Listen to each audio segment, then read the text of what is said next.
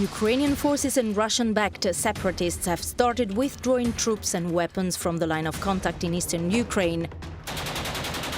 The conflict in Luhansk and Donetsk-Donbas regions started in April 2014 and has killed almost 13,000 people so far. Healthcare has been heavily impacted. 1.3 million people and on the line of contact need life-saving healthcare assistance.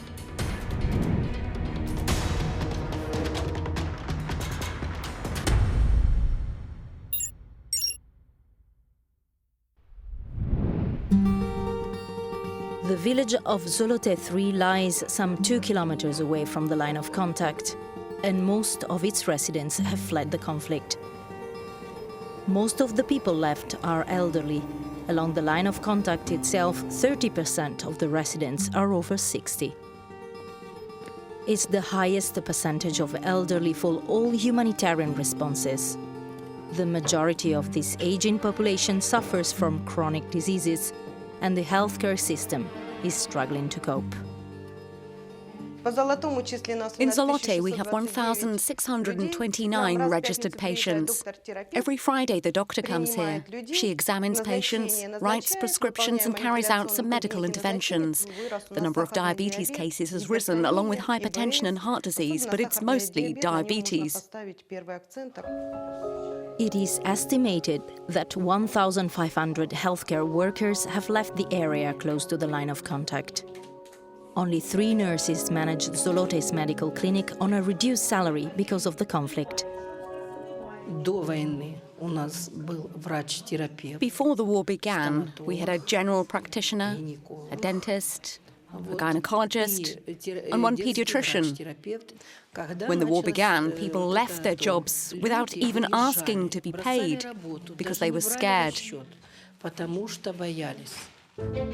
The Spanish branch of the NGO Doctors of the World, financed by EU Humanitarian Aid, started working in the Luhansk region in 2015.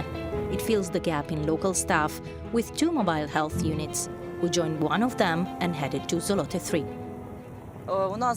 In our team, we have a psychologist, a midwife, a doctor, a nurse. Every day we go to a different location. There are 9 in total. We visit each location twice or 3 times per month.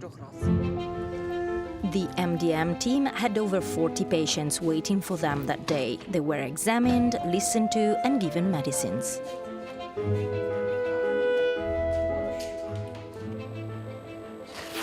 We provide complex primary health care services, as well as referrals to secondary and tertiary health care levels, plus free medication. There are really a lot of needs that are quite urgent. Among them, for example, transport connection hasn't been solved. It's still there. Human resources gap is still there. Alina is an 81-year-old widow. She lives by herself on a €100 monthly pension. She goes to the medical clinic to receive psychological support and medicine for diabetes. She told us it is difficult to access specialized healthcare, both in terms of cost and distance. She feels the authorities have abandoned her in the area.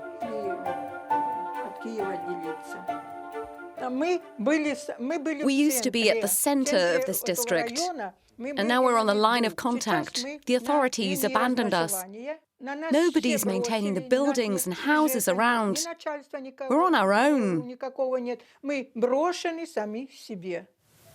European financial support has been stable during the war. They told us assistance has been delivered equally on both sides of the contact line, even though needs are harder to assess in areas not controlled by the government. In case of developments on the ground, we stand ready to shift our priorities and to provide aid wherever it is necessary, as long as our partners are given access to beneficiaries. Whether the peace agreement has been reached or not, there will be a need for humanitarian aid for at least a year or 2 to come.